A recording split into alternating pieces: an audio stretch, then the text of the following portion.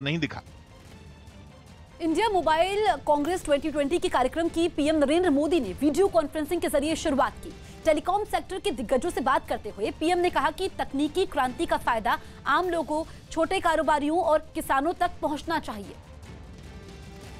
It is important to think and plan how do we improve lives with the upcoming technology revolution. Better healthcare, better education, better information and opportunities for our farmers, better market access for small business are some of the goals we can work towards.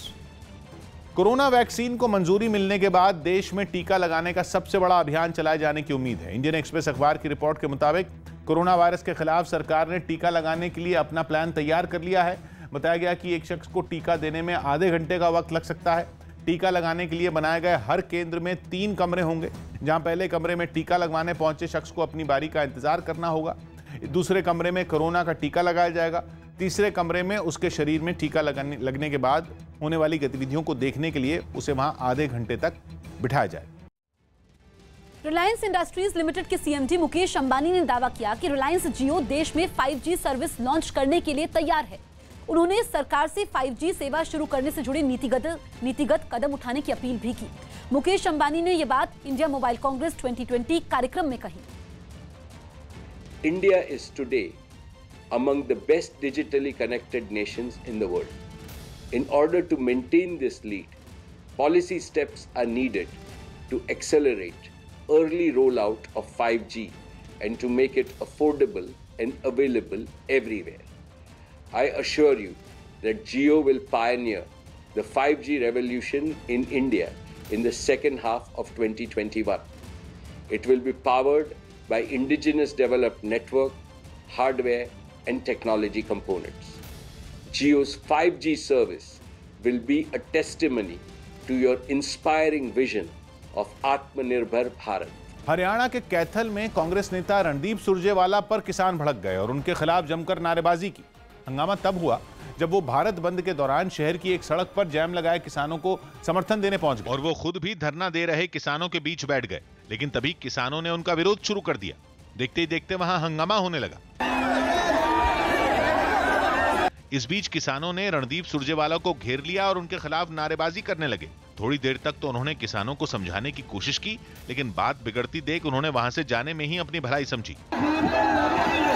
हालात बिगड़ते देख सुरक्षा कर्मियों ने सुरजेवाला को घेर लिया और उन्हें वहां से कुछ ही दूरी पर खड़ी उनकी कार तक ले जाने लगे। इस दौरान कुछ लोग उनके साथ धक्का मुक्की पर उतारू नजर आए, जबकि कुछ किसान उनके पीछे नारे लगाते हुए चलते रहे। किसानों के विरोध के बीच किसी तरह रणदीप सुरजेवाला अपनी गाड़ी तक पहुंचे और फिर वहां से निकल गए। यूपी की राजधानी लखनऊ में एक चलती कार में आग लगने से अफरा तफरी मच गई। हादसा होते ही ड्राइवर तो गाड़ी से कूद गया, लेकिन चंद मिनटों में वो कार भीषण लपटों में घिर गई। उससे उठता काला धुआं दूर से ही दिखाई दे रहा था। इस बीच वहां कई पुलिस वाले और कुछ लोग भी मौजूद दिखे। कुछ ही देर में फायर ब्रिगेड की एक गाड़ी वहां पहुंची और आग बुझाने का काम शुरू हुआ। हालांकि दमकल के पहुंचने तक गाड़ी आग के गोले में तब्दील हो चुकी थी। इस हादसे की वजह फिलहाल सामने नहीं आई। आंध्र प्रदेश के विजयवाड़ा और विशाखापट्टनम में सड़क पर चलती 2 कारों में भीषण आग लग गई, जिससे कुछ देर के लिए हड़कंप मच गया। हादसे की पहली तस्वीर विजयवाड़ा से सामने आई, जहां सड़क किनारे खड़ी एक कार लपटों में घिरी नजर आई। आग लगने के बाद उससे भीषण लपटें और धुआं उठ रहा था, जिसकी वजह से सड़क पर ट्रैफिक जाम लग गया। हालांकि कुछ देर बाद वहां पहुंची फायर ब्रिगेड ने आग बुझा दी और ट्रैफिक भी खोल दिया।